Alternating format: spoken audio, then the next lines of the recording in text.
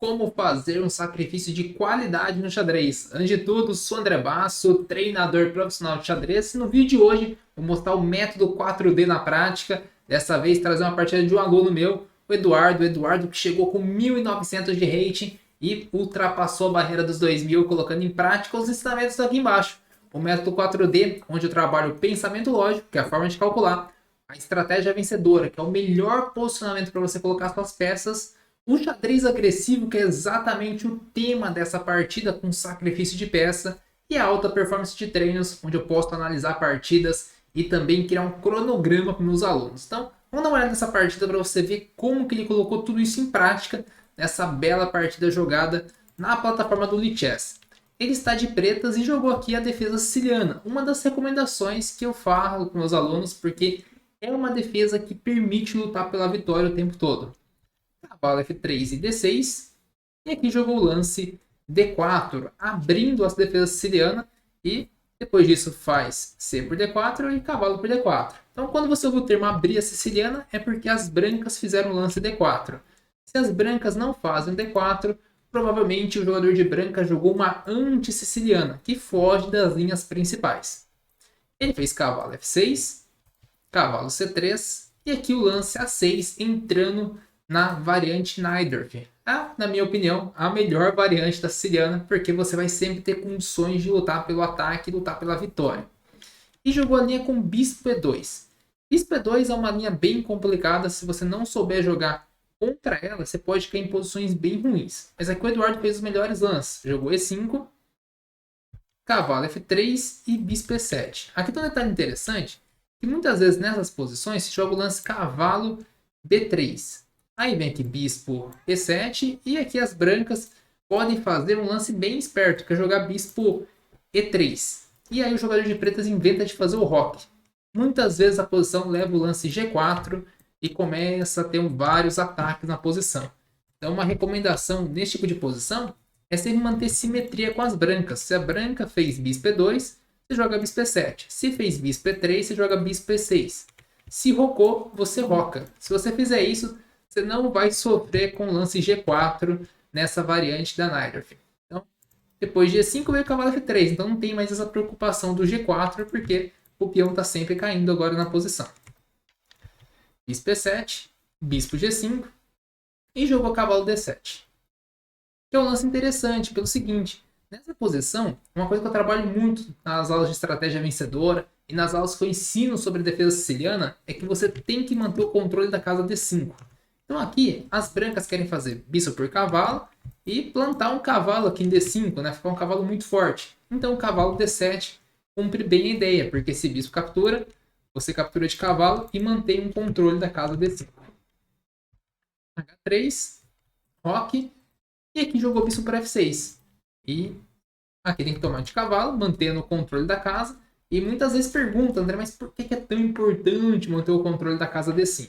É o seguinte: quando você joga variantes como a Najdorf, a Siciliana Sveshnikov, esse tipo de siciliana, você deixa uma casa fraca. Não é uma dificuldade, um problema deixar uma casa fraca. A grande questão é se você não controla ela. Então aqui você consegue muitas vezes trazer o bispo para E6 ou aqui para o B7 e em algum momento você vai avançar esse peão. E sempre que você avança esse peão nesse tipo de variante, você fica em boas posições.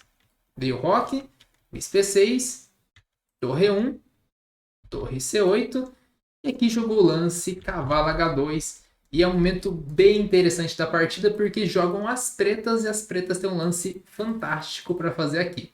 O que acontece é o seguinte: muito se fala sobre sacrifício de qualidade em posições de roque longo, para danificar o roque adversário, né?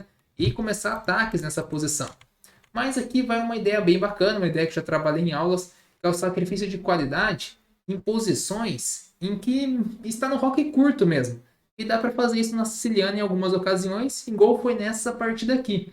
E qual que é a ocasião especial? Geralmente, quando o peão de E4 está defendido apenas para esse cavalo, dá para pensar no sacrifício de qualidade. E aqui o Eduardo mandou o torre por C3, que é um lance sensacional, porque depois de B por C3 e cavalo por E4, o jogador de pretas tem uma posição muito, muito boa de jogar.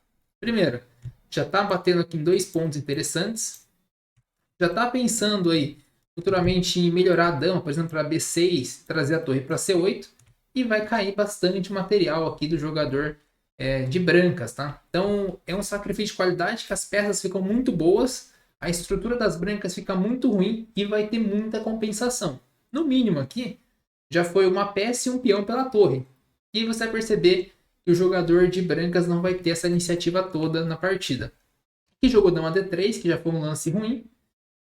Poderia aqui ter jogado... Aqui fala que o melhor seria até entregar, às vezes, esse peão, jogar bispo D3.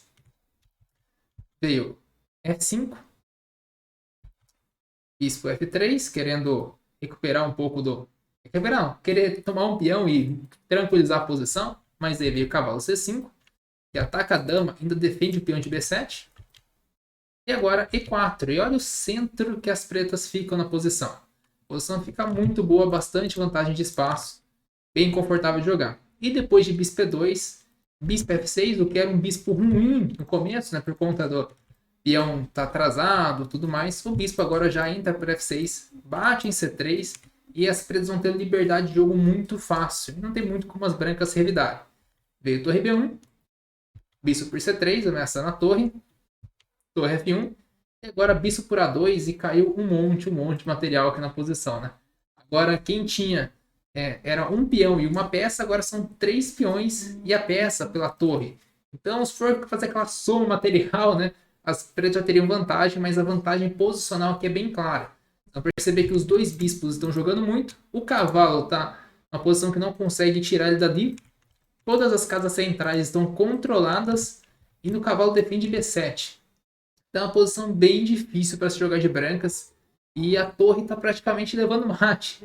Porque um lance como torre C1 dá para pensar em bispo B2, né? Então é difícil de achar algum lance para se jogar aqui. E aqui ele acabou jogando torre B6 e a posição ficou bem ruim aqui, entregando a torre. E ele converteu depois com bastante facilidade a partida. Posso até passar os lances brevemente aqui. Mas o mais importante era o momento do sacrifício da torre. Aqui ele abriu linhas em direção ao roque, deu um garfo.